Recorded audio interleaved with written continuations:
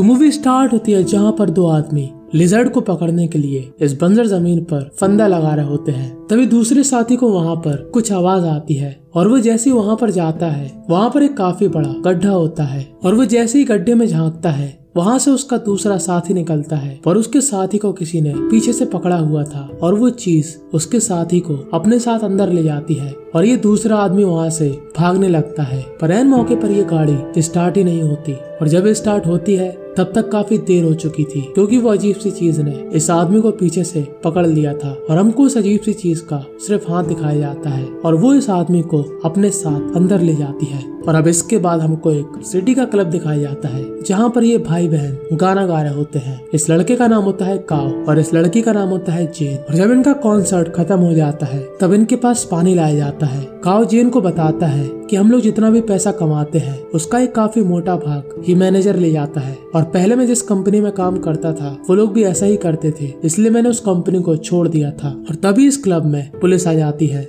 दरअसल पुलिस को खबर मिली थी कि यहाँ पर लोग ड्रग्स कर रहे और पुलिस काव को पकड़ लेती है। काव कहता है कि मैंने कभी भी ड्रग्स नहीं लिया, मैं तो सिर्फ यहाँ पर गाना गाने आया था। पर जब पुलिस काव को चेक करती है तब उनको मालूम चलता है कि काव ने ड्रग्स लिया था पर काव के साथ धोखा हुआ था। दरअसल वो कंपनी जो काव ने पहले छोड़ी थी उसकी बॉस ने ही उसके साथ ऐसा करवाया, उसने उसके पानी में ड्रग्स मिलाकर दिलवाया था और काव यहाँ पर काफी बदनाम हो जाता है और सोशल मीडिया पे सभी लोग उसके बारे में काफी गलत बोलते हैं। तभी उसकी बहन जेन के पास फोन आता है। ये फोन उसकी माँ का था। दरअसल जेन उसकी सगी बहन नहीं थी, वो उसकी कजन सिस्टर थी और उसकी माँ उसको फोन में बताती है कि काव और तुम्हारे नाना जी मर चुके हैं। और काव इस बात को सुनकर काफी दुखी हो जाता है क्योंकि उसका रिलेशन अपने नाना के साथ काफी स्ट्रॉन्ग था। और ये लोग अपने गांव की तरफ निकल जाते हैं और काव अपने नाना के बारे में याद करता है जहाँ पर बचपन में काव के नाना उसको जमीन से पानी निकालना सिखाते थे। दरअसल काव के गांव में पानी की काफी समस्या है और जब वो घर में आता है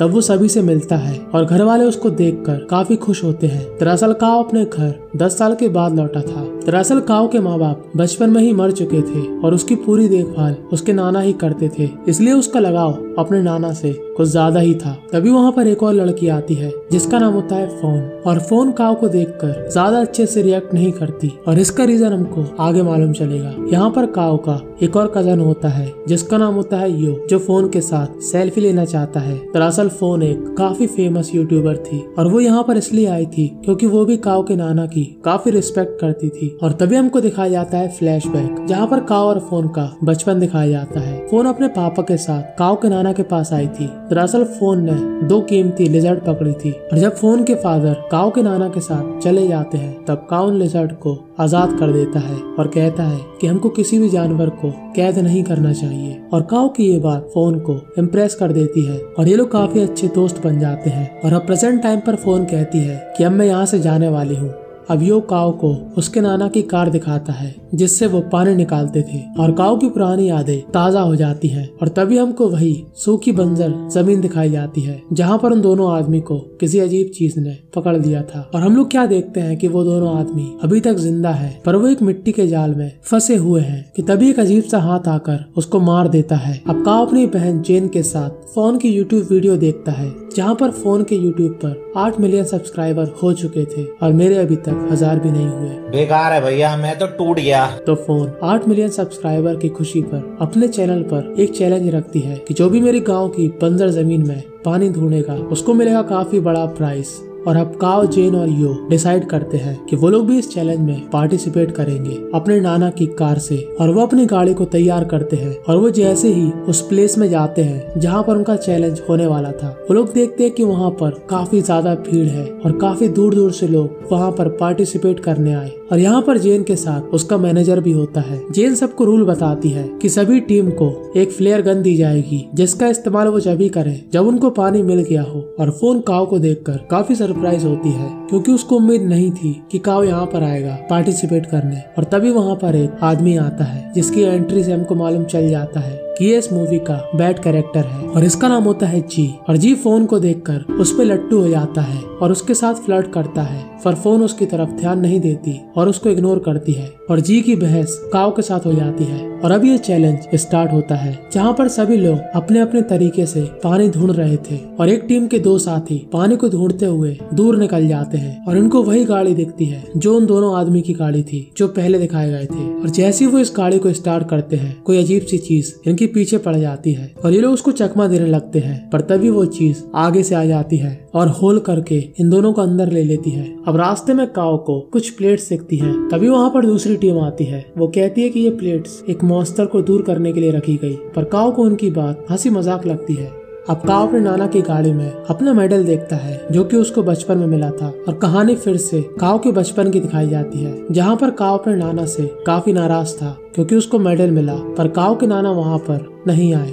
और तभी काओ को वहाँ पर एक मैप मिलता है और इस मैप में एक बड़ा सा निशान होता है और जब वो उसको दूसरे मैप से कंपेयर करता है तो दूसरे मैप में वो निशान नहीं होता। और अब इन तीनों को ऐसा लगता है कि इस निशान के पास जरूर से पानी होगा, पर अभी शाम हो चुकी थी तो सभी टीम वापस लौटने लगती है, पर एक टीम रात में वहीं रोककर एंजॉय करती है और लिजर्ड को पकाकर खाती है कि तभी एक आदमी वहाँ पर पेशाब करने जाता है और तभी वहाँ पर एक बड़ी सी उड़ती हुई चीज उसकी मुंडी को काट देती है और उसका सिर उसके दो साथियों के पास गिरता है और ये दोनों साथी डर के वहाँ से भागने लगते हैं, पर चाबी इनके पास नहीं थी, चाबी थी इनके वही साथी के पास जिसकी मुंडी अलग हो चुकी है। और तभी इन दोनों का सामना होता है एक काफी बड़ी लिजर्ड से और यही वो लिजर्ड है जिसने शुरू में लोगों को मारा, उन दोनों आदमियों को मारा था और वो यहाँ पर इन दोनों को भी मार देती है। और अगले दिन फोन को मालूम चलता है कि एक टीम यहाँ से गायब हो चुकी है और फोन डर के मारे इस चैलेंज को रोकने की बात करती है, पर उसका मैनेजर उसको कन्विंस करता है कि ऐसा मत करो क्योंकि गेम स्टार्ट हो चुका है। और फोन बेमन से उसकी बात मान जाती है और अब काओ, जेन और यो उसी जगह पर पहुंच जाते हैं जिस जगह का जिक्र उसके नाना के मैप में था और ये लोग उस गुफा के अंदर जाने लगते हैं और इन तीनों को वहाँ पर थोड़ी नमी दिखती है, पर ये पूरी गुफा उस लिजर्ड का घर था और वो यो को अपने मुंह के अंदर रख लेती है और काओ और जेन वहाँ से भागकर जी के पास आते हैं और यहाँ पर सभी से कहते हैं कि गुफा के अंदर एक काफी बड़ा मॉन्स्टर है, पर इनमें से किसी को भी यकीन नहीं होता। और तभी जमीन को चीरते हुए वो लिजर्ड आती है और जिसको देखकर ये सभी लोग हक्के बक्के हो जाते हैं और ये लिजर्ड वहाँ पर एक एक करके सभी को मारना शुरू कर देती है। जेन और जी अपने आप को गाड़ी में लॉक कर लेते हैं और वहाँ पर बाहर ये लिजर्ड फोन के मैनेजर को मार देती है और काओ फोन को लेकर उसी होल में चला जाता है जिस होल को इस लिजर्ड ने किया था। और तभी जेन वहाँ पर हॉर्न मारती है और इस लिजर्ड का ध्यान उन पर चला जाता है और यहाँ गुफा के अंदर फोन और काओ को एक मोबाइल की रिंगटोन सुनाई देती है और ये लोग उसको फॉलो करते हैं और ये बड़ी लिजर्ड इस बड़े से ट्रक के ऊपर सो जाती है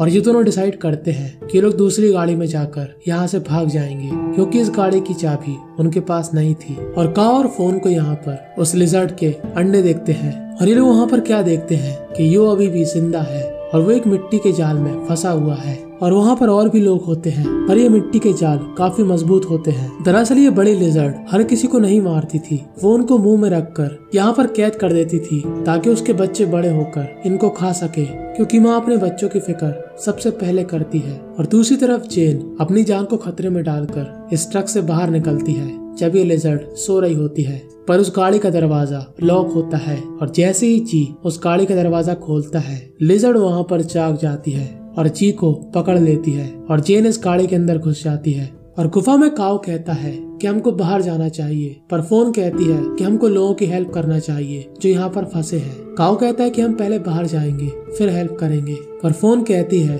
कि तुम ऐसे ही थे, तुम अपने बारे में सोचते हो, तुमने अपने नाना के बारे में भी नहीं सोचा और तुम उनसे मिलने 10 साल तक नहीं आए क्योंकि जब तुमको मेडल मिला था वो वहाँ पर नहीं आए थे। तुम उनसे बचपन से लेकर आज तक नाराज हो सिर्फ उस मेडल वाली बात से। और फोन उसको बताती है रियलिटी कि उस दिन तुम्हारे नाना तुम्हारे प्रोग्राम में क्यों नहीं आए थे। वो कहती है कि मुझको सांप ने काट लिया था और तुम्हारे नाना ने मेरी जान बचाई थी और इसलिए वो तुम्हारे पास नहीं आ पाए, और इसलिए मैं तुम्हारे नाना की काफी रिस्पेक्ट करती हूँ क्योंकि अगर तुम्हारे नाना ने उस दिन मेरी हेल्प नहीं करी होती तो मैं आज यहाँ पर नहीं होती। और अब इन दोनों को वहाँ पर एक गुफा बंद दिखती है और इस गुफा के पीछे होता है काफी ज्यादा पानी और फोन कहती है कि हम यहाँ पर ब्लास्ट कर देंगे जिससे ये पानी बाहर आ जाए और उस लिजर्ड की गुफा का नामो निशान मिट जाए। और ये दोनों इस गुफा से बाहर निकलकर एक टीम से हेल्प मांगती है पर ये टीम स्मार्ट बनने के चक्कर में उस लिजर्ड पर हमला करने लगती है और ये लिजर्ड उड़कर इन सभी को मार देती है और फोन को अपने मुंह में दबाकर उसको अपने साथ ले जाती है। और काओ वहाँ पर कुछ भी नहीं कर पाता और अब वहाँ पर जितने भी आदमी बचे थे, काओ उन सभी को मोटिवेट करता है इस लिजर्ड को मारने के लिए। वो कहता है कि इस लिजर्ड के और भी अंडे हैं और अगर वो लिजर्ड और उसके अंडे खत्म नहीं करे गए तो काफी लोगों को खतरा हो सकता है। और ये बड़ी लिजर्ड फोन को गुफा में छोड़कर बाहर की तरफ जाती है क्योंकि बाहर ये सभी लोग म्यूजिक सिस्टम लगाकर उसको बाहर बुला रहे थे। और जैसे ये लिजर्ड बाहर आती है, ये सभी लोग उसको पकड़ लेते हैं और उसकी बॉडी पर हमला करने की कोशिश करते हैं और इस लिजर्ड को थोड़ी बहुत चोट पहुंचती है और वो वापस से अंदर चली जाती है। और बाकी लोग गुफा में फंसे लोगों को बाहर निकाल रहे थे और वहाँ पर कुछ लोग बॉम्ब फिट कर देते हैं उसी पानी को रोके पत्थर के पास। और जब सभी लोग बाहर आ जाते हैं तभी काओ को रियलाइज होता है कि फोन यहाँ पर नहीं है। दरअसल फोन गुफा के अंदर ही थी और काओ अकेले ही उसको बचाने गुफा के अंदर चला जाता है। और ये बड़ी लिजर्ड फोन के पीछे पड़ जाती है कि तभी काओ वहाँ पर उस लिजर्ड के ऊपर हमला कर देता है, पर ये लिजर्ड फोन को पकड़ लेती है और काओ इस लिजर्ड के अंदर फ्लेयर गन चला देता है और वहाँ पर एक रिकॉर्डिंग रखकर इस लिजर्ड को कंफ्यूज करके फोन के साथ भाग जाता है और आखिरी मौके पर उन बॉम्ब्स को एक्टिवेट कर देता है। और जैसे ये बॉम्ब फटते हैं वहाँ से पानी की एक काफी बड़ी धारा आती है और इस लिजर्ड को अपने साथ बहा ले जाती है। और अब इन सभी ने प्राइज ढूंढ लिया था तो ये लोग इस चैलेंज को जीत चुके थे और काओ और फोन फिर से काफी अच्छे दोस्त बन जाते हैं। और मूवी के एंड के सीन में हमको जी दिखाया जाता है जो कि उस गुफा के अंदर से उस लिजर्ड का एक अंडा ले आया। और बस यहीं पर ये मूवी एंड हो जाती है। अब इस मूवी में सबसे बड़ा सवाल ये है कि वो लिजर्ड मरी के नहीं और क्या उसका हस्बैंड है कि नहीं, क्योंकि वो मादा थी और उसके पास अंडे भी थे, तो हो ना हो मेल लिजर्ड भी होगा। खैर ऐसा मेरा मानना है। फिलहाल आपको क्या लगता है कमेंट में जरूर बताना और चैनल को सब्सक्राइब जरूर कर देना। और ऐसी एनिमल मूवी यहाँ पर साइड में आ रही है जो कि काफी इंटरेस्टिंग है, जो आपको बोर बिल्कुल नहीं करने वाली।